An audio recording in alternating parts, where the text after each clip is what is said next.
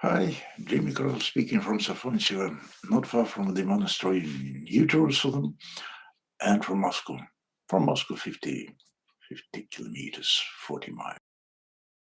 Occupation or occupation.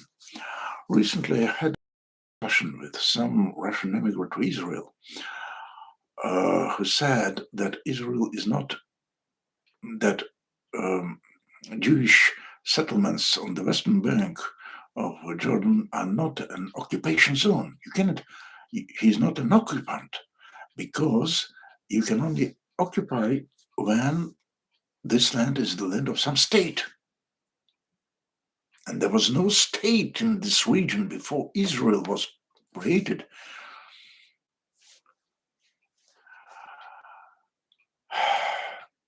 This man certainly means that occupant is something devilish, is something, well, like Nazis. He's just a usual programmist. He's not an occupant. He just lives on some Jewish settlement on the Western Bank. He even doesn't bear arms. Never. He's not a soldier. He's free from the army service. I must say that in English, the word occupation has the same um range of meanings as the Russian word занято, because the first meaning of the word occupation is to have some profession, to be busy with something positive. My occupation is writing, speaking, mission. This is my occupation. Occupation of the soldier is to kill, to lie, and to avoid being killed himself. I don't avoid this. I'm not a soldier. Uh, so first meaning of occupation is to open yourself and to say to your vocation, to your favorite business, come and live inside me, occupy me. And another meaning of occupation is to occupy something which is not yours.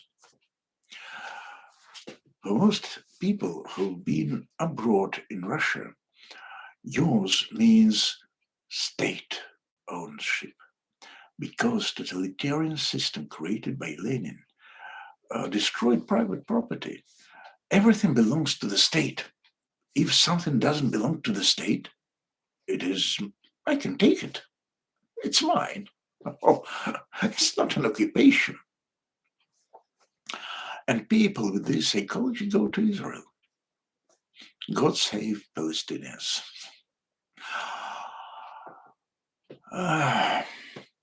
So occupy Wall Street, occupy this, occupy that, occupy Western Bank, occupy Eastern Bank.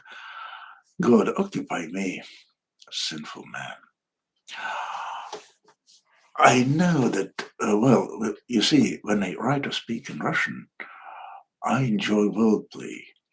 And people who read my text in Russian enjoy these wordplays, idioms, allusions, and so on and so forth. And people often told me that it is very hard or nearly impossible to translate my text into English or Ukrainian because of this, because I'm a lord of words and phrases.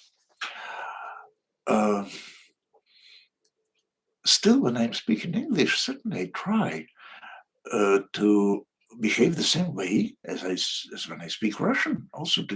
And this small essay about occupation and two types of occupation is the continuation of this habit. Sorry if you didn't like it. I know that most Americans, most native English speakers, well, they say bingo. Jimmy, you're right. That's brilliant. Only one time per 20. So 19 times my wordplay in English is bad, and only one time is bingo play. And about Israel, because I think that sooner or later someone will look my videos by chance or by God's will or both, I'll say this man is anti-Semitic. He's anti-Israeli. I am a Jew according to Galaha, Jewish tradition, because my mother was a Jew. But my mother was a secular Jew, assimilated Jew. And all Jews in the USSR, in the Soviet Russia, in the Russian Empire under the title USSR, they've been all assimilated, nearly all. There was no religious Jews, except maybe several hundred Jews in Moscow, with 8 million population. So when in the 70s, people received a small possibility to emigrate to Israel, they've used the Jewish pretext and they became believers, artificially, absolutely, only in order to emigrate. And they never visit synagogue in Israel or in States, most of them. I became Christian in order to emigrate to the kingdom of God. It happened so that my grandson, for example, was born in Israel, in Safad or Tzfat, the famous northern city of Kabbalists. Even Madonna went to this city, and even I visited Safad. It was a great honor for the city. Yeah, nice small town. And I walked there with my grandson, Adam. Now he lives in Prague.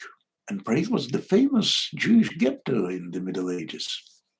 The legend about Golem was created by Jews in Prague, in Prague, in the 16th century under Emperor Rudolf. I'm not an anti-Semitist, but I think that Israel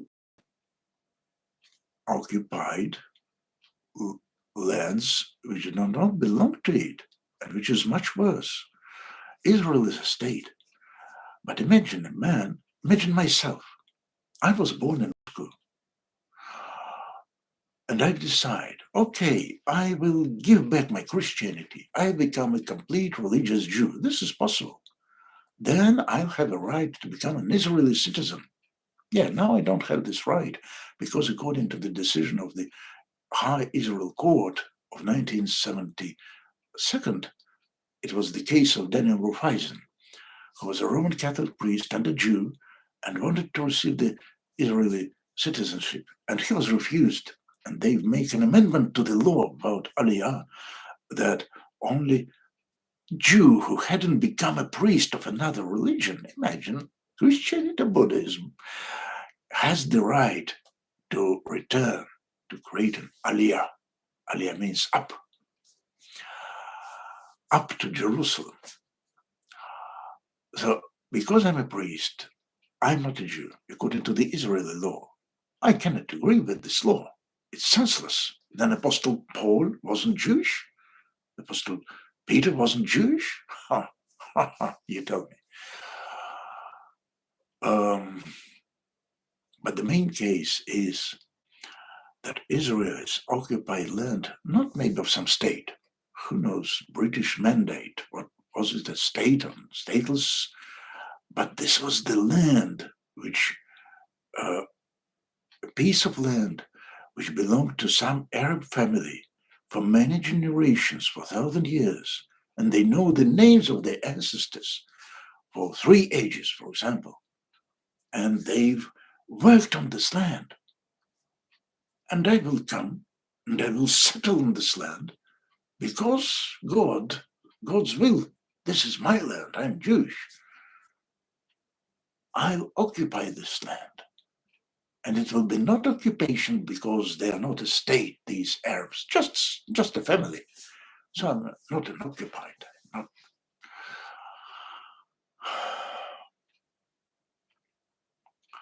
And I don't know my ancestors more than 19th century. And most Jews, Moscow or Russian, don't know their ancestors, and they cannot prove that they're Jews. Moreover, you can be a Chinese and you can become a Jew. And then you have a right to throw away this Arab, this Palestinian, and to settle on his land and they don't believe in God, these settlers. Yeah, most of them don't believe in God. and never pray. They are mostly with guns, not with prayer books or phylacteries. So this occupation is unjust. They've occupied the private land of another family. And I return to the point one. Occupy yourself. It was Jimmy Krotov Safontsev, not far from Moscow. Bye.